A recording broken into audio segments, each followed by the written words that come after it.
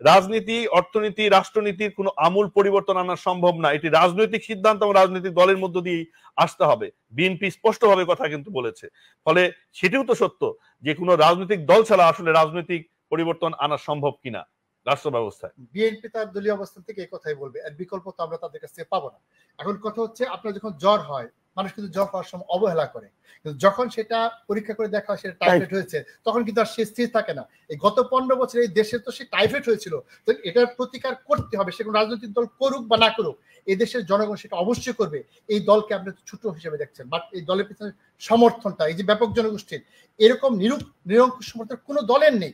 এই শক্তিকে ছোট করে দেখার কোনো উপায় নেই। মানে এটা তো কোনো শক্তি না, এটা কোনো দল না, এটা একটি শক্তি। অবশ্যই একটা, কিন্তু নির্বাচনে তো দলগুলোই নির্বাচন করবে। এখন কথা হচ্ছে নির্বাচনের জন্য আপনার যে পরিষ্কার মাঠটা লাগবে, নির্বাচনে তো আবর্জনা পরিষ্কার করতে হবে। সে আবর্জনা পরিষ্কার করার জন্য এই সরকার জনগণের ভোট নিয়ে আসেনি, যে জনগণের সব দাবি দাওয়া তারা পূরণ করবে। বুলবুল ভাই, আপনার আলোচনার সূত্র ধরেই আসতে চাই যে উনি যেটা বলছেন আবর্জনা পরিষ্কার করতে হবে, কিন্তু রাজনৈতিক দলের আবর্জনা কারা পরিষ্কার করবে? রাজনৈতিক দলের বিএনপি সংস্কার তো আসলে এই সরকার করতে পারবে না, বা আওয়ামী লীগ সংস্কার তো এই সরকার করতে পারবে না।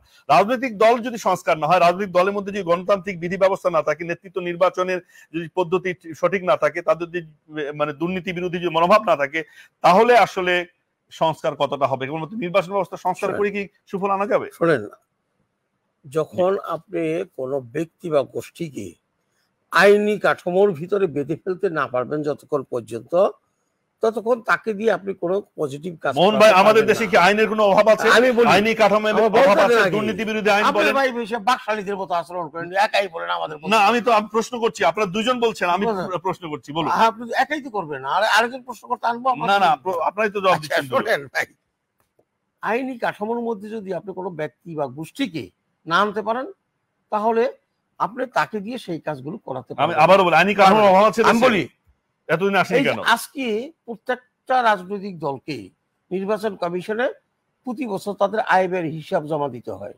রাইট? নিবন্ধিত হতে হয়। তারপরে যে নির্বাচন করার 3 বছর আগে একটা দলের সদস্য পদ থাকতে হবে, সেটা বলে, সেটা বোধহয় এখন নাই, তুলে দিচ্ছে বোধহয়।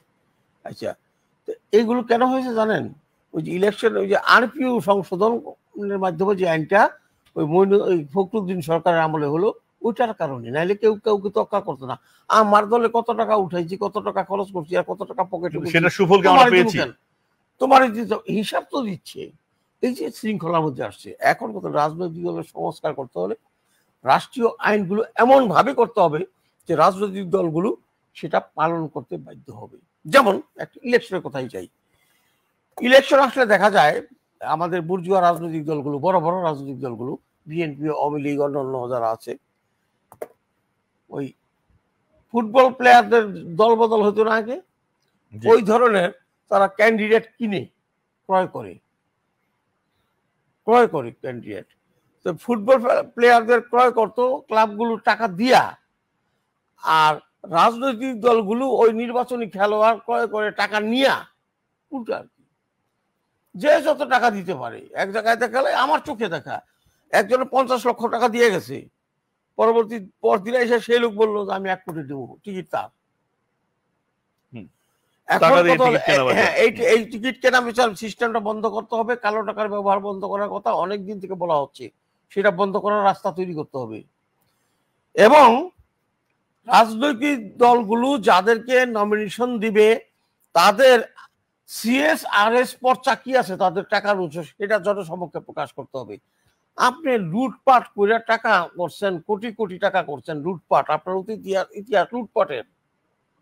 হয়তো আপনাকে যে জিম্মা দিয়েছিল তার সম্পদ রক্ষা করতে, সে জিম্মাদারের টাকা পয়সা নিয়ে আপনি পালায়ে চলে আসছেন বাংলাদেশে। এমন লোক আছে যে দিয়ে গেছে মালিকে, যে আমি বিপদে পড়ছি, তুমি তাই করছে, নিয়ে চলে আসছে বাংলাদেশে। এমন একজন মানুষকে যদি আপনি জনপ্রতিনিধি বানান, তাহলে তো সে দেশের সম্পদ লুট করবে এক সময়। সুতরাং ওইগুলো যারা নির্বাচন করবে, তাদের অতীত ইতিহাস ইলেকশন কমিশনে জমা দিতে হবে 3 মাস আগে, যে যারা করতে চায়।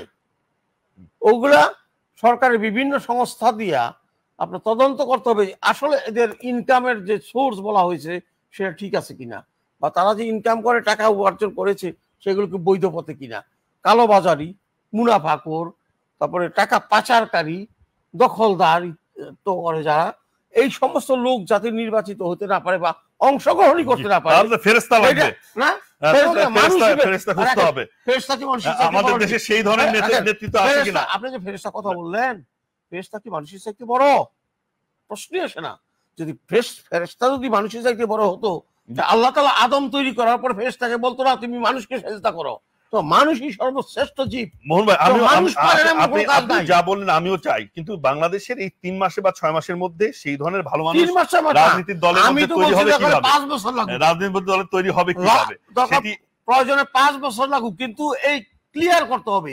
বারবার আপনার আজকে একক এই 6 মাসের মধ্যে নির্বাচন দিয়ে বিএনপি কে আপনি 250 সিট নিয়ে বিএনপি সরকারে যাবে, সে আবার আরেকটা আওয়ামী লীগ হয়ে যাবে।